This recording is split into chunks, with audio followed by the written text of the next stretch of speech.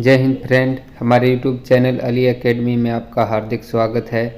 आज हम सल्तनत काल के जो प्रथम वंश गुलाम वंश उसके प्रथम शासक कुतुबुद्दीन ऐबक के बारे में पढ़ेंगे। तो स्टार्ट करते हैं फ्रेंड। तो मैंने पहले जो उसमें सल्तनत काल के बारे में एक रिव्यू दिया था कि किस तरह से शासक, किसके बाद कौन शासक आया। तो अगर आपने वो वीडियो नहीं देखा है तो प्लीज़ उसे देखें ताकि हमें सल्तनत काल को पढ़ने में आसानी हो। तो स्टार्ट करते हैं फ्रेंड हम प्रथम वंश सल्तनत काल का गुलाम वंश के प्रथम शासक कुतुबुद्दीन ऐबक के बारे में। और इसका शासनकाल 1206 से 1210 तक रहा। और ये कौन था इसके बारे में पहले हम बैकग्राउंड से इसकी हिस्ट्री समझते हैं। वैसे कुतुबुद्दीन ऐबक का अर्थ होता है फ्रेंड चंद्रमा का देवता।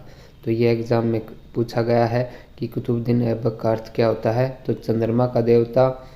और इसका जन्म देखें हम तो 1150 में तुर्किस्तान में हुआ। तो ये अपने परिवार से बिछड़ गए। तो इससे क्या होता है, तो इसको वहाँ के लोगों ने इसको एक निसापुर के बाज़ार में बेच दिया। और निसापुर के बाज़ार में एक काजी ने इसे एक दास के रूप में खरीदा। तो दास जो खलीफा के उसके नाम था, जिसने इसे खरीदा था उसका नाम था शेख फ़खरुद्दीन अब्दुल अजीज़ कागी। तो आप इसको याद रख सकते हैं। फ़खरुद्दीन अब्दुल अजीज़ काजी ने इसको खरीद लिया। और फिर क्या होता है कि आप ये अर्थ नहीं समझें कि दासों के साथ सिर्फ शोषण होता था, सिर्फ उसके साथ जो काजी चाहता या कोई भी चाहता उसको काम करवा सकता था, ऐसा नहीं था। दास को अगर हम देखें शिक्षा भी दी जाती थी, उसे काम भी लिया जाता था। तो इस तरीके से दास की प्रथा वहाँ प्रचलित थी। तो दास ये थे जब कुतुबुद्दीन ऐबक, तो इनको जो सैन्य का परीक्षण भी दिया गया। और सैन्य का जब ये परीक्षण दिया गया तो ये इसमें बहुत पारंगत हो गया इस कार्य में और एक योद्धा के रूप में जाने लगा। तो फिर क्या करते हैं, जो फ़खरुद्दीन अजीज़ काजी हैं उनकी मृत्यु हो जाती है। और फ़खरुद्दीन अजीज़ के पुत्र हैं, इसे एक निसापुर के फिर बाज़ार में इसको बेच देते हैं। और अब इसको खरीद लेता है मोहम्मद गोरी। तो हमने मोहम्मद गोरी के बारे में पढ़ा था, इसके कौन दास थे, तो ये थे कुतुबुद्दीन ऐबक। और भी थे दो दास, तो हम उसके बारे में आगे चर्चा करेंगे। तो मोहम्मद गोरी ने इसको खरीद लिया। और ये कुतुबुद्दीन ऐबक क्या है, मोहम्मद गोरी का गुलाम। ठीक है।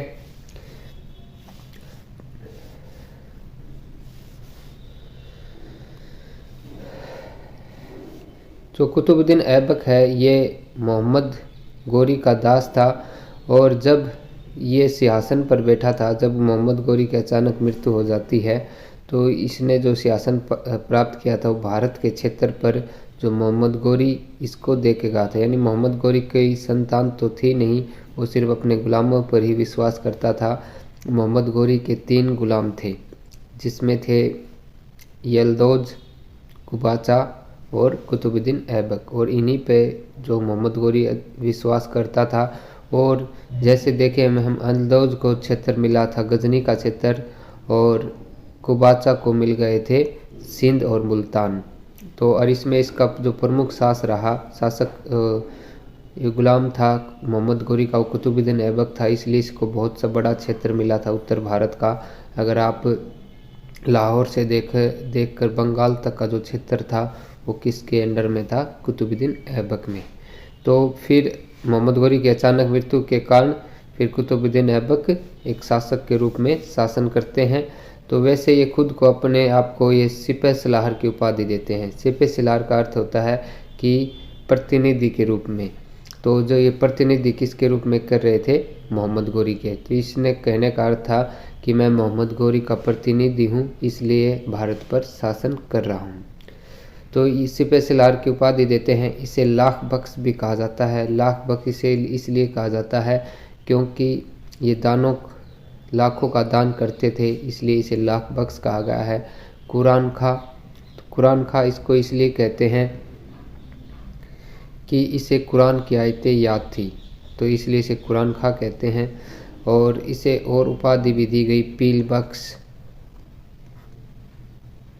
पीलबख्श की उपाधि, और देखें एक हातिम द्वितीय। एक हातिम नाम का सीरियल भी आता था फ्रेंड, पहले मुस्लिम नाटक था वो, हातिम द्वितीय, हातिम, तो इसे हातिम द्वितीय की भी उपाधि दी गई कुतुबुद्दीन ऐबक को।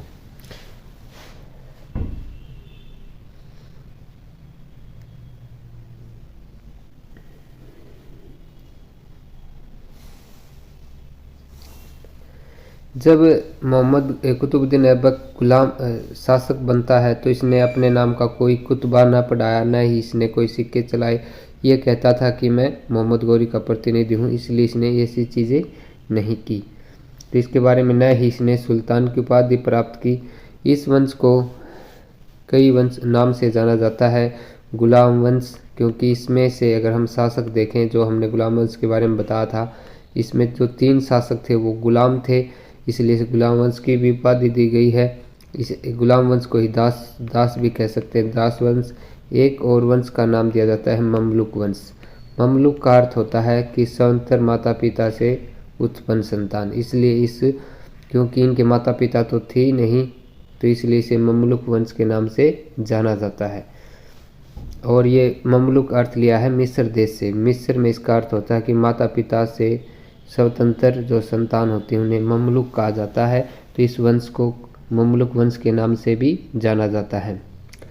जब मोहम्मद गौरी ने कुतुबुद्दीन को खरीदा था तो ये योद्धा तो थे ही, तो इसलिए जो मोहम्मद गौरी ने इसे सबसे पहले कौन सा पद दिया था, तो इसे अमीर आखुर बनाया गया था। अमीर आखुर का अर्थ होता है 100 साल का प्रधान, तो इसे कौन सा दिया गया था, अमीर आखुर का पद दिया गया था जब इसने मोहम्मद गौरी ने इसको खरीदा था। इसने बहुत से अभियानों में मोहम्मद गौरी का साथ दिया। तो इसमें आप देख सकते हो 1208 में मोहम्मद ने सत्ता की औपचारिक मान्यता दी। तो आपको पता है कि मोहम्मद गौरी की जो मृत्यु है वो 15 मार्च 1206 में यमयद के स्थान पर जब ये कैंप लगाकर नमाज पढ़ रहे थे तो इनकी हत्या कर दी जाती है। ठीक है, मोहम्मद गौरी की तो 15 मार्च 1206 में इनकी मृत्यु हो जाती है अचानक। तो इससे क्या होता है, जो मोहम्मद गौरी की कोई संतान तो है नहीं, तो अपने ये भतीजे को सत्ता देकर जाते हैं, गयासुद्दीन मोहम्मद को। तो ये इसके भतीजे हैं।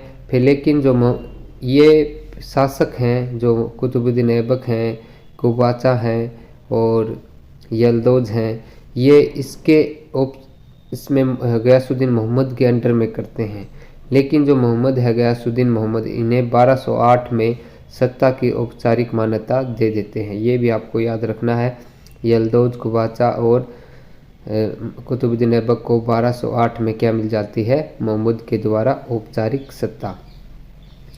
तो सत्ता मिलने पर अगर हम इनके गौरी ने जो उत्तराधिकारी अगर देखें हम, तो इसके उत्तराधिकारी कौन थे, यल्दौज था, कुबाचा था, ऐबक उत्तरीय भारतीय क्षेत्र मिला, कुबाचा को मुल्तान और सिंध क्षेत्र और यल्दौज को गजनी क्षेत्र।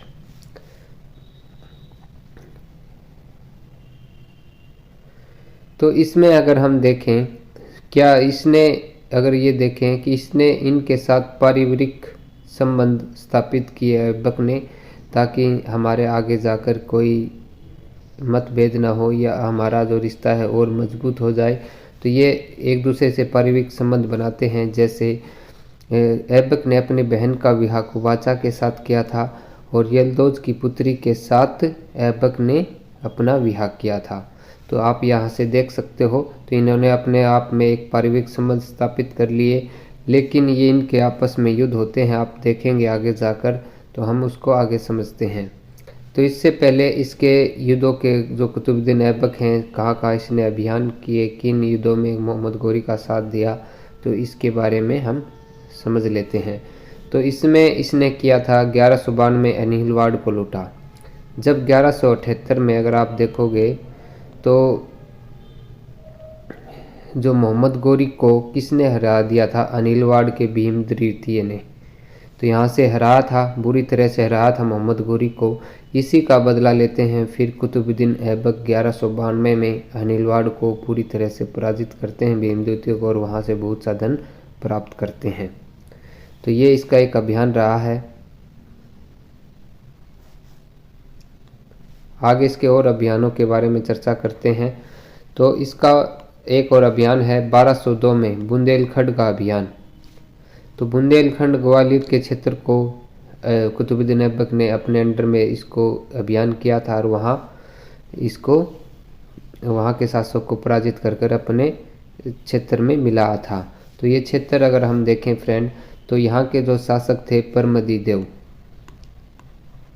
परमदीदेव यहाँ के शासक थे। तो इसमें शासक को क्या किया था, यहाँ का एक किला है कालिंजर का किला ग्वालियर में, तो इस पर क्या किया था कुतुबुद्दीन ऐबक ने, जब ये परमदीदेव शासक इसके अंदर थे तो इस पर चारों तरफ से की घेराबंदी कर दी थी और खाने पीने के रास्ते को बंद कर दिया था जाने वाला। तो इसमें क्या हुआ, परमदीदेव की अंदर ही कालिंजर के किले में मृत्यु हो जाती है, लेकिन परमदीदेव के जो सेनापति हैं वे इस मोर्चे को संभालते हैं और इससे कुतुबुद्दीन ऐबक से युद्ध करते हैं, लेकिन सेनापति की इसमें हार हो जाती है और जो कुतुबुद्दीन ऐबक हैं वो कालिंजर को किले को महोबा क्षेत्र और खजुराहो को अपने अंडर में कर लेते हैं। खजुराहो को सभी को अपने साम्राज्य में मिला लेते हैं। तो अगला हम देखें 1205 में खोखरों के विरुद्ध अभियान। तो जब 1205 में खोखरों के विरुद्ध अभियान करते हैं तो इसमें मोहम्मद गौरी का साथ देते हैं कुतुबुद्दीन ऐबक। तो इसमें अगर हम इसके पीछे स्टोरी देखें तो ये क्यों होता है युद्ध खोखरों के विरुद्ध, इसके बारे में हम बैकग्राउंड से समझते हैं कि आपको पता होगा ख्वारिज़म शाह का जो शासन प्रशासन मैंने जब मोहम्मद गौरी का चैप्टर पढ़ाया था उसमें बताया था, अफगानिस्तान से लेकर आगे का जो क्षेत्र था इस पर बहुत बड़ा क्षेत्र ख्वारिज़म शाह के अंडर में था और यहाँ ख्वारिज़म शाह का शासन चल रहा था। तो ये बहुत ही शक्तिशाली शासक था। इसमें क्या होता है, मोहम्मद गौरी और ख्वारिज़म शाह के साथ युद्ध होता है, तो इसमें मोहम्मद गौरी की हार होती है। तो क्या खोखर जो जनजाति आसपास के अफगानिस्तान के क्षेत्रों में फैली हुई थी वे खबर फैलाते हैं कि मोहम्मद गौरी मारा गया। तो मोहम्मद गौरी मारा गया, इसको मोहम्मद गौरी को बहुत गुस्सा होते हैं और खोखरों पर क्या करते हैं, अभियान युद्ध करते हैं।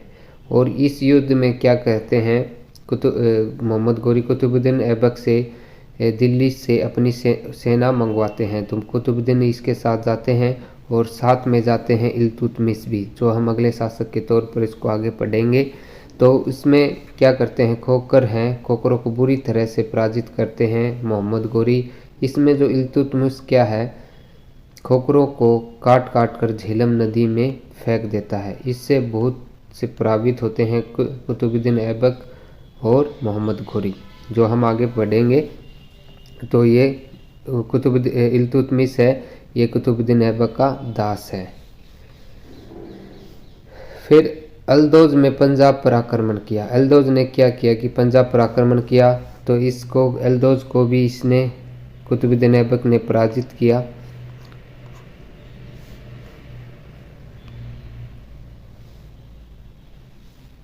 पंजाब पर आक्रमण कर देते हैं, इसके बारे में पीछे बता देता हूँ मैं फ्रेंड। वैसे तो अगर हम देखें जो यल्दौज हैं वो कुतुबुद्दीन ऐबक के ससुर लग रहे हैं, ठीक है, इनकी पुत्री से विवाह किया था ऐबक ने। तो ये पंजाब पर आक्रमण कर देते हैं।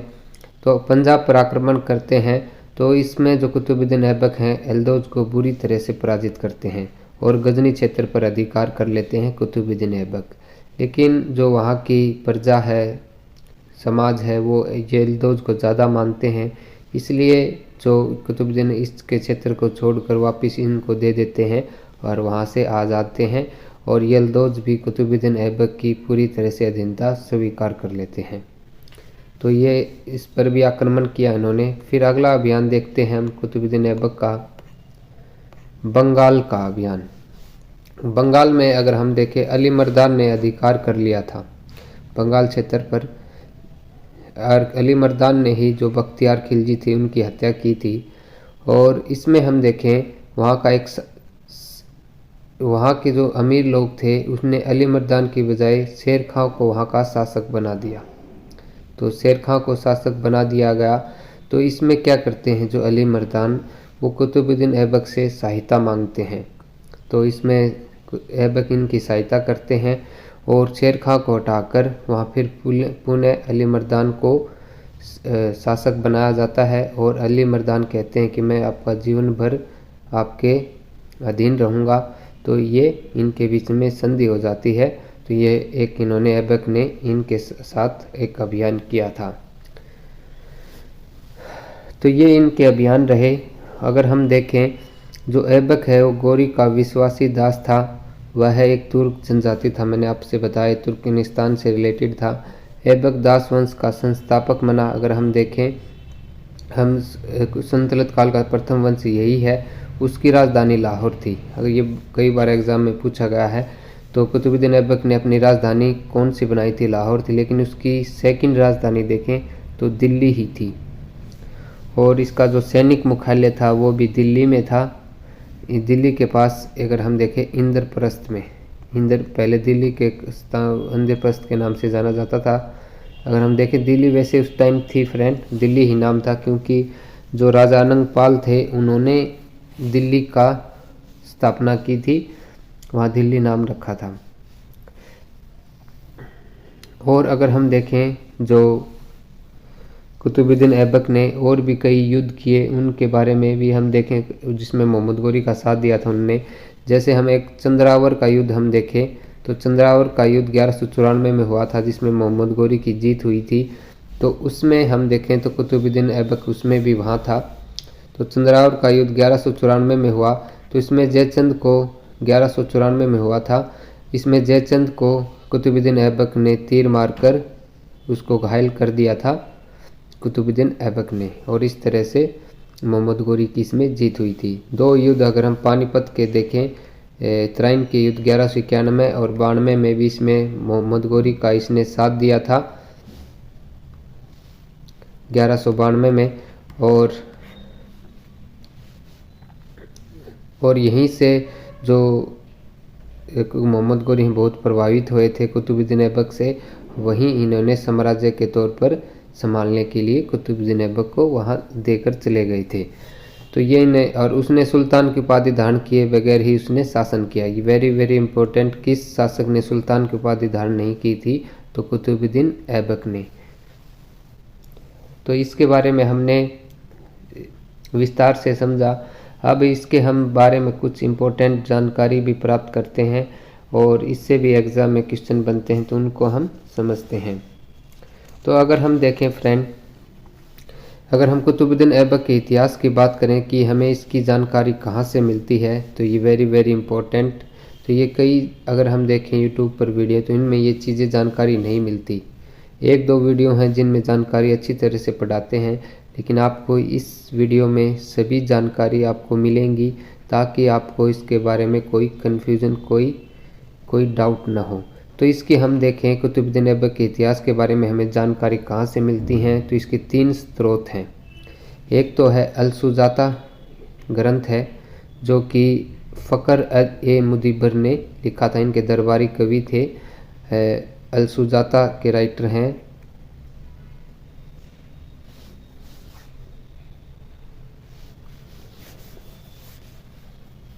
अल-सुजाता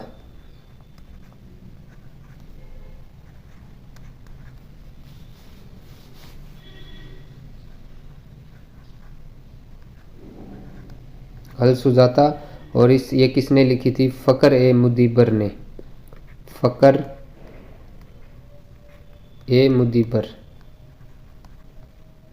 मुदब्बिर, इन्होंने ये किताब लिखी थी और ये कुतुबुद्दीन ऐबक के दरबारी कवि थे। और एक और हम देखें ताजुल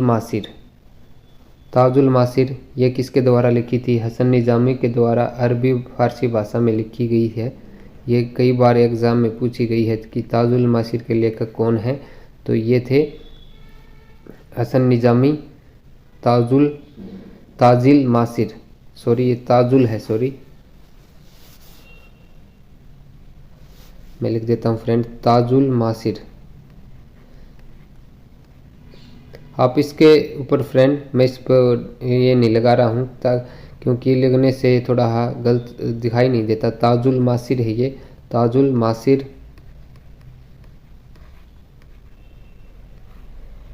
तो ताजुल मासिर के राइटर हैं हसन निजामी, और ये ग्रंथ अरबी फारसी दोनों भाषा में लिखा गया है। हसन निजामी। अगर हम इसके इतिहास की बात करें हसन निजामी, तो इससे हमें 1191 से लेकर जो 1217 तक का इतिहास के बारे में जानकारी मिलती है ताजुल मासिर से। एक और है ग्रंथ जिसको वेरी वेरी इम्पोर्टेंट, वो है कई बार एग्ज़ाम में पूछी गई है, तबकात ए नासरी। तबकात ए नासरी है, ये किसने लिखी थी? मिनहाज उस सिराज ने। कई बार एग्ज़ाम में पूछी गई है तबकात ए मासिर, तबकात ए नासरी। तबकात ए नासरी किसने लिखी है? ये मिनहाज उस सिराज ने। मिनहाज उस सिराज, तो इन्होंने ये किताब लिखी है, और ये फारसी भाषा का ग्रंथ है। ये किस भाषा में लिखी गई है? तबकात ए नासरी फारसी भाषा में। इससे हम देखें गोरी से लेकर, हमने जो मोहम्मद गोरी का इतिहास से लेकर कयासु जो नसरुद्दीन महमूद हैं उस तक की जानकारी मिलती है। ये इल्तुतमिश के पुत्र थे नसरुद्दीन मोहम्मद, तो यहाँ तक की जानकारी मिलती है तबकात ए नासरी से। आप बहुत से इसमें देखोगे शासकों के बारे में जानकारी मिलती है तबकात ए नासरी से। तो ये इन ग्रंथों के द्वारा हमें इसकी जानकारी मिलती है। नासिरुद्दीन, हम आगे शासक पढ़ेंगे। मैंने पहले जो संतुलत काल का वीडियो बनाया था उसमें भी इसके बारे में चर्चा की थी थोड़ी ही, तो आप वहाँ से भी इसको देख सकते हैं। नासिरुद्दीन मोहम्मद। तो ये तीन जो ग्रंथ हैं जिनसे हमें, वैसे और भी हैं, इन जो तीन ये इम्पोर्टेंट हैं जिससे हमें कुतुबुद्दीन ऐबक के बारे में जानकारी मिलती है। कुतुबुद्दीन ऐबक का अगर हम देखें पूरा, अगर वैसे नाम देखें तो इसका वास्तव में नाम है कुतुबुद्दीन ऐबक का, वो नाम था फ्रेंड कुतुब उद दीन, ऐसे था ये, लेकिन इतिहासकारों ने इसको जोड़ दिया कुतुब उद दीन ऐबक। लेकिन इतिहासकारों ने इसको क्या किया, ये ऊ की मात्रा है, इसको जोड़ दिया और इसको आधा अध्याय बनाकर इसको पूरा जोड़ दिया। तो इस तरीके इसका नाम था।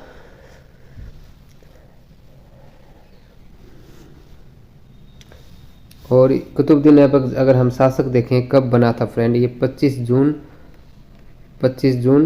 1206 को ये शासक बना था। और इसे औपचारिक मान्यता कब मिली थी? 1208 में, और इसकी मृत्यु हो जाती है 1210 में। ठीक है। और मृत्यु कैसे होती है फ्रेंड, ये सर्दी के टाइम में देखें तो ये एक खेल होता है जिसका नाम है पोलो, या इसे चौगान भी कहते हैं। तो ये घोड़े से गिरकर इसकी मृत्यु हुई थी और इसे लाहौर में ही दफनाया गया है। तो लाहौर में ही कुतुबुद्दीन ऐबक का मकबरा है। तो ये हमें इसके इतिहास के बारे में चर्चा की। आगे हम इसके द्वारा जो बनाई गई हैं, जिसे एग्ज़ाम में कई बार पूछा गया है, तो कुतुबुद्दीन ऐबक ने दिल्ली में कुव्वत उल इस्लाम मस्जिद का निर्माण करवाया। Very very important, कुव्वत ul Islam मस्जिद, ये भारत की बनने वाली सबसे पहली मस्जिद थी। और इन्होंने अजमेर में 2.5 दिन का झोपड़े का निर्माण करवाया। 2.5 दिन का झोपड़ा अगर हम वहाँ पहले देखें, जो विग्रहराज चतुर थे वहाँ उन्होंने एक संस्कृत विद्यालय बनवा था, उसी को तोड़कर अजमेर ने 2.5 दिन का झोपड़ा बनाया। और वो उसकी दीवारों पर हम देखें, जो वो संस्कृत विद्यालय था तो उसकी दीवारों पर हरिकेल नाटक के जो अंश हैं उत्कीर्ण करवाए थे श्लोक, और उसके कुछ श्लोक इस 2.5 दिन के झोपड़े में भी वहाँ दिखाई देते हैं। तो ये किसको बनाया था? जो विग्रहराज चौहान के द्वारा एक संस्कृत विद्यालय था उसको तोड़कर बनाया गया था।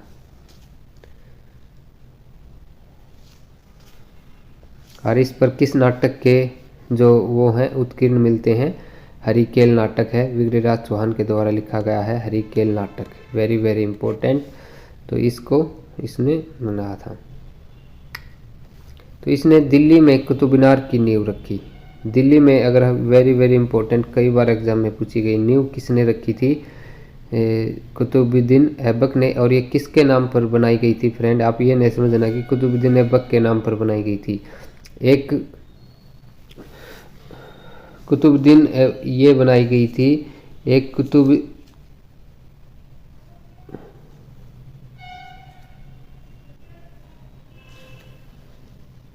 कुतुबुद्दीन बख्तियार काकी के नाम पर बनाई गई थी। कुतुबुद्दीन बख्तियार काकी एक सूफी संत हुए हैं, उनकी याद में जो कुतुबुद्दीन ऐबक ने इसकी नींव रखी बनाने की। लेकिन इसकी अगर हम देखें तो इसकी 1210 में अचानक मृत्यु के कारण ये अधूरी रहती है और इसकी ये सिर्फ एक ही मंजिल बना पाते हैं। अगर हम देखें फिर आगे की जो 4 मंजिल हैं वो बनाते हैं इल्तुतमिश। जैसे हम देखें 4 मंजिल फिर इल्तुतमिश बनाते हैं, लेकिन फिर इस पर क्या होती है, एक बिजली पड़ने के कारण जो चौथी मंजिल है वो टूट जाती है और उसका फिर निर्माण करवाते हैं फिरोज शाह तुगलक, जो हम आगे देखेंगे। फिर इसको फिरोज शाह तुगलक एक तो उस टूटी हुई का निर्माण करवाते हैं और एक ऊपर उसके ऊपर मंजिल बनवा देते हैं फिरोज शाह तुगलक। ये नहीं है, 5 मंजिल की है। और अगर आप ये 2 देखोगे ये थोड़ी सी इससे अलग दिखाई देती है, क्योंकि ये फिरोज शाह तुगलक ने क्योंकि बाद में बनाई और इसका थोड़ा हम मैच नहीं करता है इससे। आप देखोगे, अगर आपने ये देखी होगी तो इसको आप अच्छी भली भांति जानते होंगे। इसका निर्माण फिरोज शाह तुगलक ने करवाया था, इसलिए थोड़ी सी ये अलग दिखाई देती है। लेकिन इसमें अगर आगे देखें तो इसका जीर्णोद्धार करवाते हैं सिकंदर लोदी। तो आप इसमें देखोगे कई बार एग्जाम में पूछा गया है कि कौन कुतुबुद्दीन ऐबक जो कुतुब मीनार से संबंधित नहीं रहा है। अगर हम संबंधित से देखें तो इसमें कुतुबुद्दीन ऐबक, कुतुबुद्दीन ऐबक, इल्तुतमिश और फिरोज शाह तुगलक और सिकंदर लोदी, यानी 4 कुतुब इसके संबंधित रहे हैं। तो इसमें आपको याद रखना है कि इसमें 4 शासक हैं जो इससे संबंधित रहे हैं। अगर ऑप्शन में कोई इनसे अलग आता है तो वही आपका आंसर होगा।